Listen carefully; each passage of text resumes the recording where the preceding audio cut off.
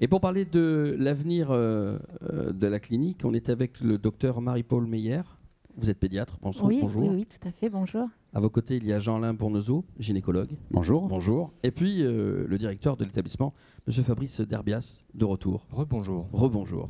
Vous allez lancer donc toute une phase de travaux là, dans les mois qui viennent.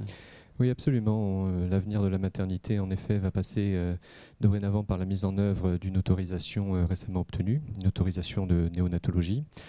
On va à cet effet, donc on a décidé de revoir, je dirais, toutes les composantes de notre maternité, et donc à cet effet, on va lancer un programme de travaux dans les toutes prochaines semaines qui permettra de repositionner la maternité dans une unité toute neuve, avec un niveau de confort supérieur.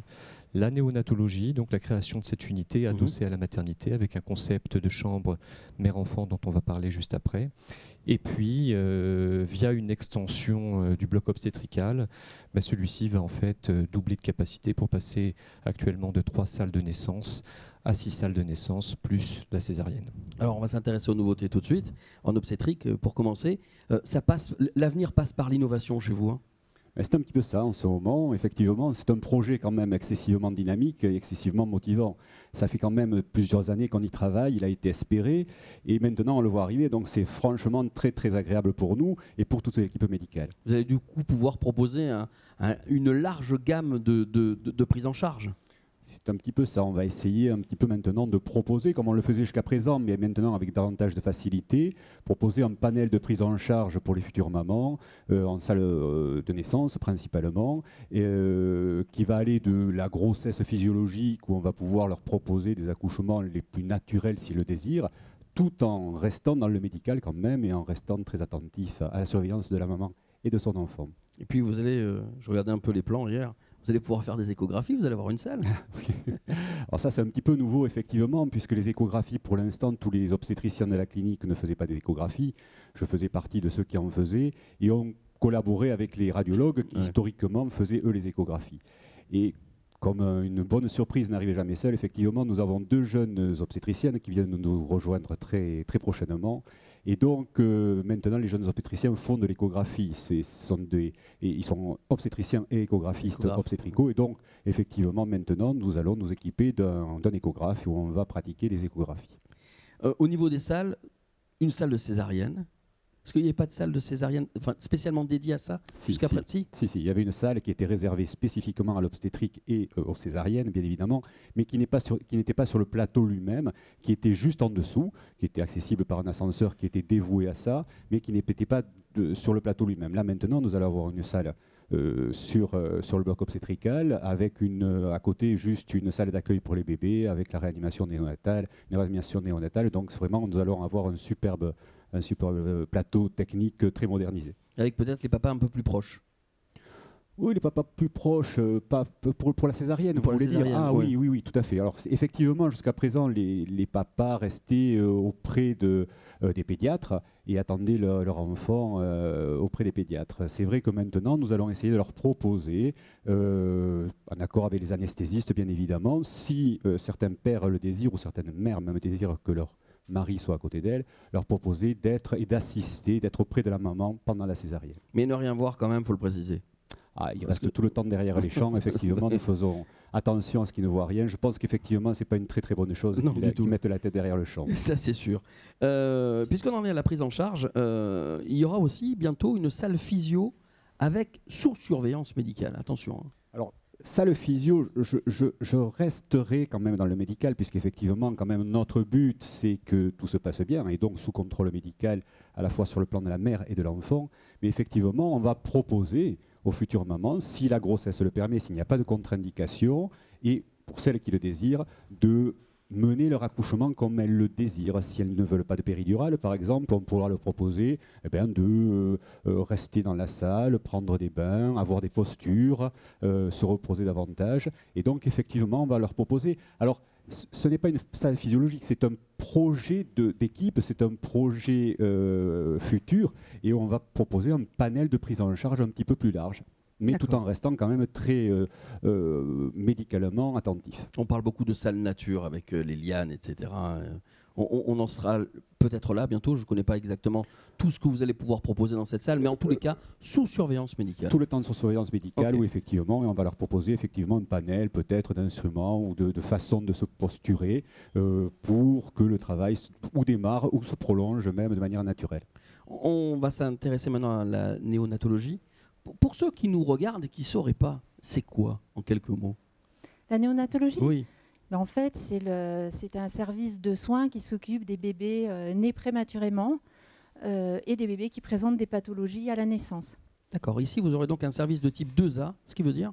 Alors en fait, ça veut dire qu'on pourra accueillir des bébés qui sont nés à un terme de plus de 32 semaines. Ça veut dire des bébés qui naissent au début du 8e mois, donc à partir du début du 8e mois, et avec un poids de naissance supérieur à 1,5 kg.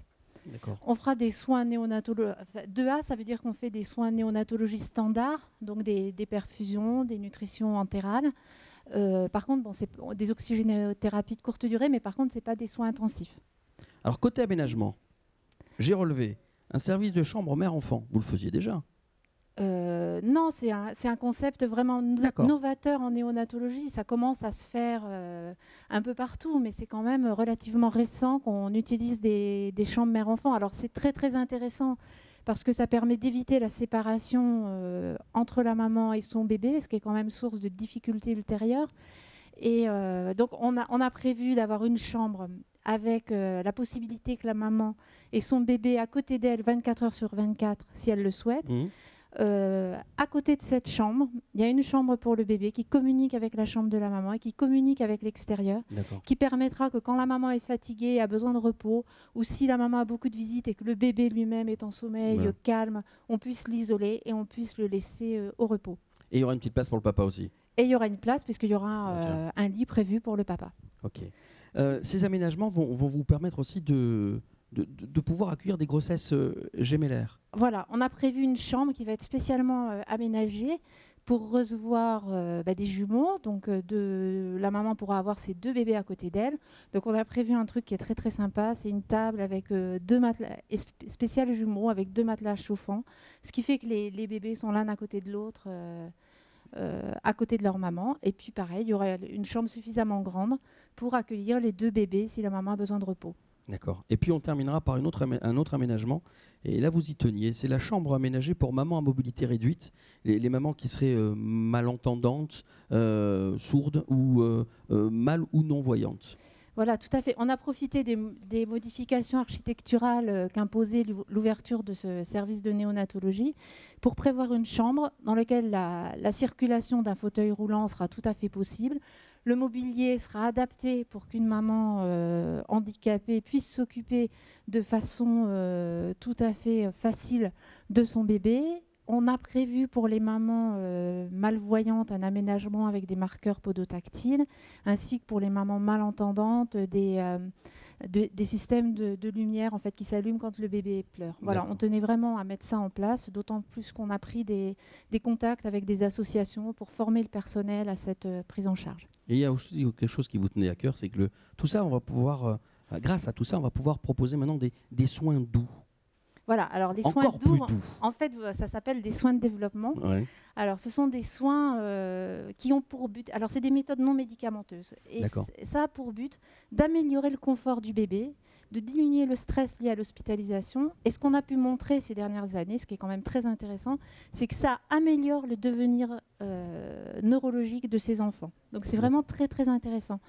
Alors, ça comporte des mesures qui sont à la fois environnementales, donc qui sont vraiment faciles à mettre en œuvre puisqu'on a des chambres mère-enfant. Donc, on essaie d'éviter tous les stimuli sensoriels, donc éviter des bruits trop forts auxquels sont soumis les enfants dans des services de néonatologie standard où il y a 6 enfants dans la même pièce. Mmh. En chambre mère-enfant, c'est facile de les protéger du bruit.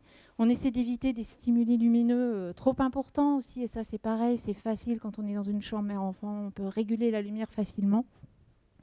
Donc ça, c'est une première partie des soins de développement. L'autre partie, ça va être des mesures comportementales dont on a un petit peu parlé. Bon, la première, la plus connue, c'est le pot à pot. Ouais.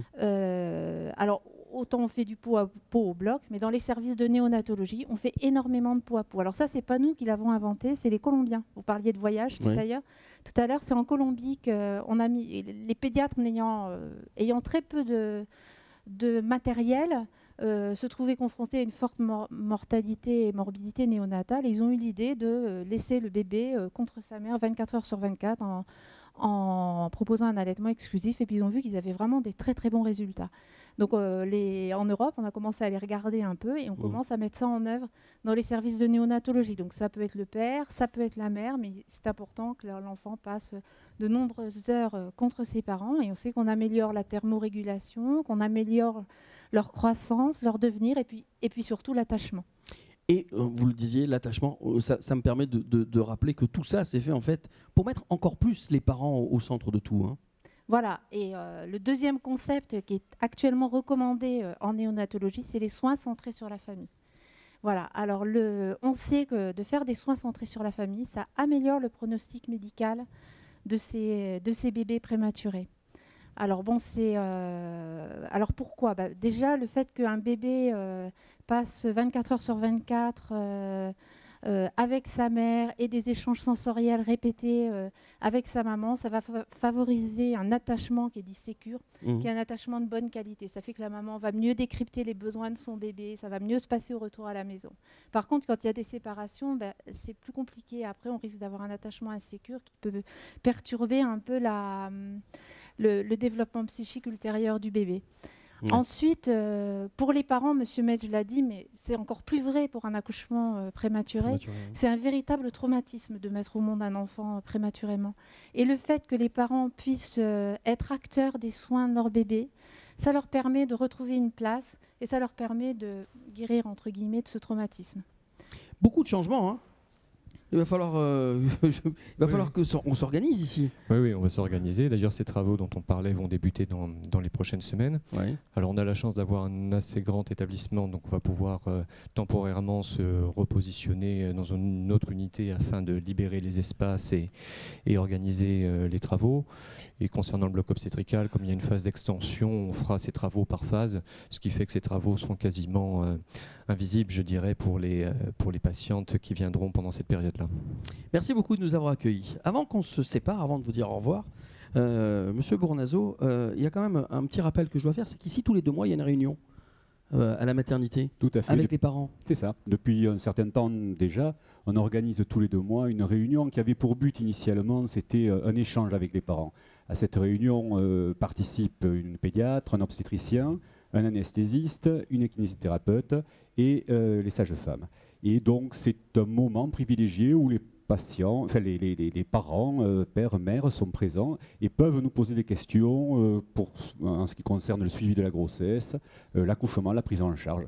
Et on s'était aperçu, on a mis en place ces réunions parce qu'on s'était aperçu qu'effectivement, durant les consultations, soit les patientes n'arrivaient pas à poser ces questions, elles n'arrivaient pas ou elles oubliaient, alors que là, elles sont en groupe, elles sont plus libres et donc c'est un échange beaucoup plus facile. Alors pour s'inscrire à ces réunions, c'est par le site internet de la clinique ? Oui, ou directement auprès de notre secrétariat. Et ça se passe tous les 2 mois ? Tous les 2 mois pour l'instant et peut-être qu'on augmentera la fréquence prochainement. Merci beaucoup. Merci à vous. Merci à tous les spécialistes qui sont investis là, sur la préparation de cette émission. Je voulais aussi remercier Aurélie pour son aide précieuse, Aurélie Coyer. Et puis, merci à tout le personnel technique et prod de FMC Productions. Voilà. On se dit à très bientôt, ici à la clinique de l'Union. Et je vous souhaite à tous, en tous les cas au papa, bonne fête. À bientôt. Bonne fête. Merci. Au revoir.